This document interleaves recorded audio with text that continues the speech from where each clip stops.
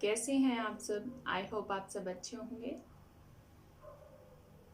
जैसे last video में हमने पढ़ा था कि यम के पालन करने से कौन कौन से फल की प्राप्ति होती है। आज हम पढ़ेंगे कि नियम का पालन करने से कौन कौन से फल की प्राप्ति होती है, अर्थात साधक को नियम का पालन करने से क्या सिद्धि प्राप्त होती है।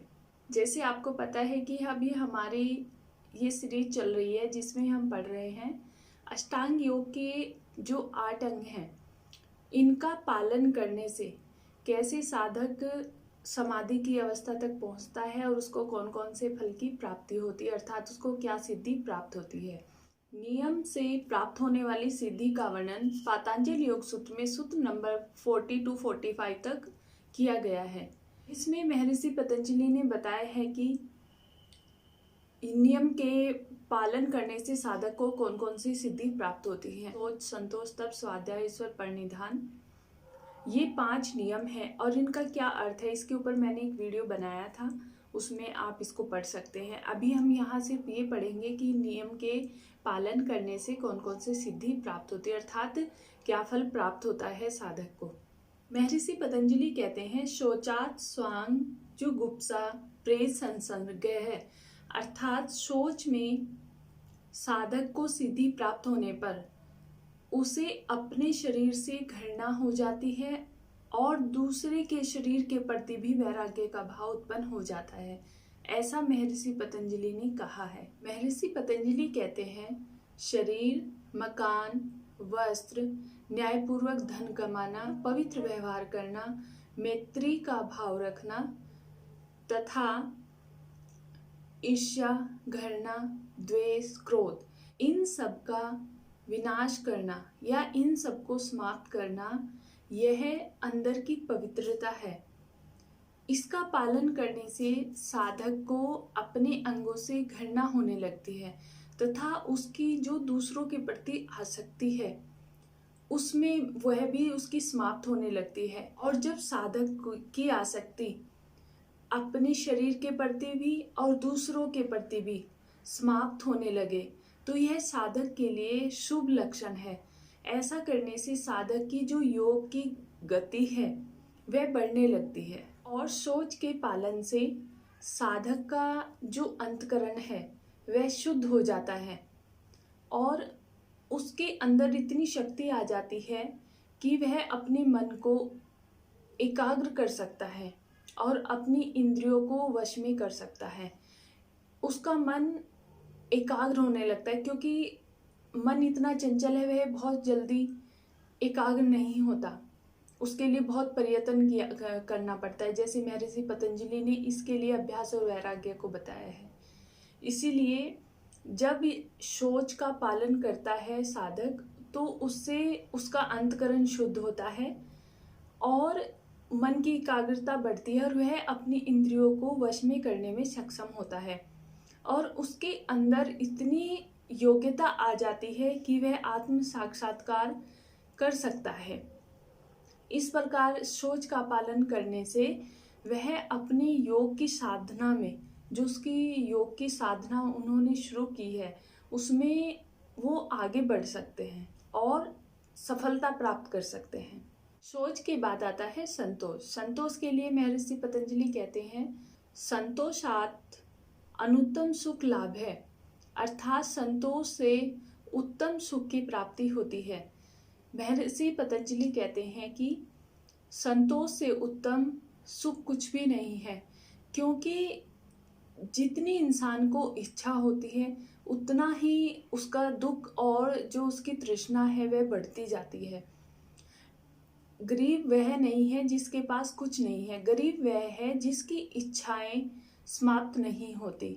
अर्थात आज के मनुष्य की ये हालत है, यदि उसको एक वस्तु प्राप्त हो जाए तो दूसरी की उसके मन में इच्छा रहती है। ये जो एक के बाद एक इच्छा प्राप्ति की का जो भाव होता है, यही इंसान को के दुख का सबसे बड़ा कारण है। महर्षि पतंजलि कहते हैं कि मनुष्य की जो इच्छाएं हैं इनका कोई अंत नहीं है। मनुष्य की आवश्यकताएं बहुत कम हैं जिनको आसानी से पूरा किया जा सकता है। इसीलिए संतोष को अध्यात्म में सबसे बड़ा सुख माना गया है। इसके बाद आता है तप। तप के लिए महर्षि पतंजलि ने कहा है, कायेंद्रिय सिद्धि अशुद्धि क्षात तपसः, अर्थात तप से अशुद्धि का नाश होने पर शरीर और इंद्रियों की शुद्धि हो जाती है। तप से अशुद्धि का नाश होने पर शरीर और इंद्रियों की सिद्धि हो जाती है, अर्थात ये वशवर्तनी हो जाती है।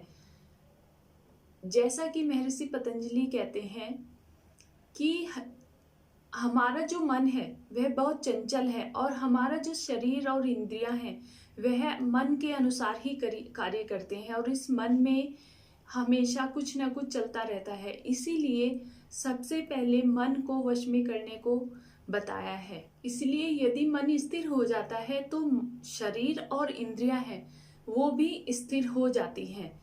इसीलिए सबसे पहले मन को वश में करना बताया है। और जब भी हम किसी साधना की ओर बढ़ते हैं तो हमारा मन उसकी प्रतिक्रिया करता है, और जब मन प्रतिक्रिया करता है तो इससे हमारा जो शरीर और इंद्रियां हैं उनको कष्ट होता है। इन कष्ट को झेलना या सहन करना ही तप है। जबरदस्ती शरीर को कष्ट देना तप नहीं है।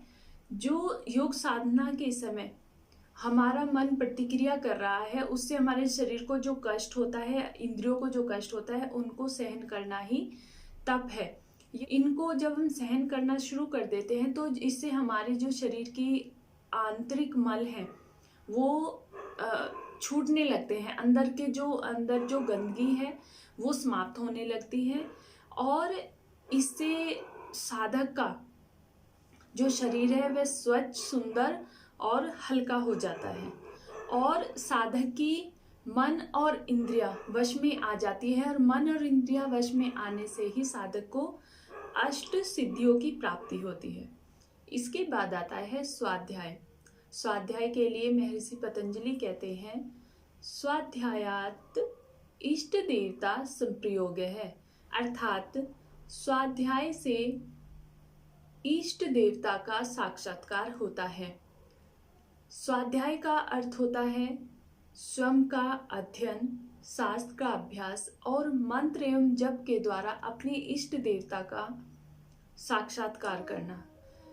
जब साधक निरंतर अभ्यास करता है तो उसको अपने इष्ट देवता का साक्षात्कार होता है, जो उसको योग साधना में सहायता करते हैं, अर्थात उसका मार्गदर्शन करते हैं। देखिए, जो साधक का मार्ग है उसको वह खुद निश्चित करता है, लेकिन उसके मार्ग में आने वाली जो बाधाएं हैं या परेशानियां हैं उनको जो उसके इष्ट हैं वे उसको दूर करने में सहायता करते हैं।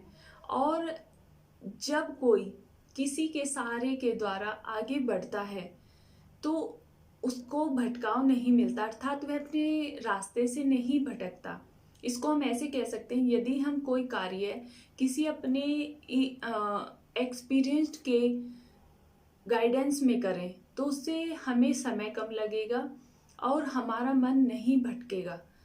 इसीलिए जब साधक अपनी साधना में आगे बढ़ता है तो उसको अपने इष्ट का साक्षात्कार होता है। इससे उसका जो आत्मबल है वह बढ़ता है, उसको आंतरिक खुशी मिलती है और यह जो उसको खुशी मिलती है यह उसकी योग साधना में आगे बढ़ने में बहुत सहायता करती है। इसके बाद आता है ईश्वर परिनिधान। ईश्वर परिनिधान के लिए महर्षि पतंजलि ने कहा है, समाधि सिद्धि ईश्वर परिनिधानात्, अर्थात ईश्वर परिनिधान से साधक को समाधि की सिद्धि होती है। ईश्वर परिनिधान नियम का 5वां अंग है, अर्थात ये कह सकते हैं कि ईश्वर परिनिधान 5वां अंग है। ईश्वर परिनिधान से कैसे साधक को समाधि की सिद्धि होती है? क्योंकि जब साधक अपने आप को ईश्वर को पूर्ण रूप से समर्पित कर देता है, महर्षि पतंजलि कहते हैं कि साधक जब निष्काम भाव से कर्म करते हुए अपने फल की इच्छा को नहीं करता, अर्थात अपने फल को अपने निष्काम भाव से कर्मों को करते हुए अपने ईश्वर को समर्पित कर देता है, तो यह जो उसका भाव है, इससे उसको समाधि की सिद्धि प्राप्त करने में सफलता प्राप्त होती है। महर्षि पतंजलि कहते हैं कि 5 यम और 5 नियम में ईश्वर प्रणिधान को सबसे अधिक महत्वपूर्ण बताया है, जिसका पालन करने से साधक को शीघ्र ही समाधि की प्राप्ति होती है, अर्थात वह अपनी जो चित्त की वृत्तियों का जो बीज है उसको भी समाप्त कर निर्विष समाधि को प्राप्त कर सकता है, जो कैवल्य की अवस्था है। इस प्रकार इस वीडियो में हमने पढ़ा कि नियम का पालन करने से साधक को कौन कौन से सिद्धि प्राप्त होती है। मुझे उम्मीद है आपको यह वीडियो पसंद आई होगी। यदि आपको यह वीडियो पसंद आई हो तो प्लीज़ लाइक करें, शेयर करें और सब्सक्राइब करें। मिलते हैं नए वीडियो में नए टॉपिक के साथ। धन्यवाद। नमस्कार।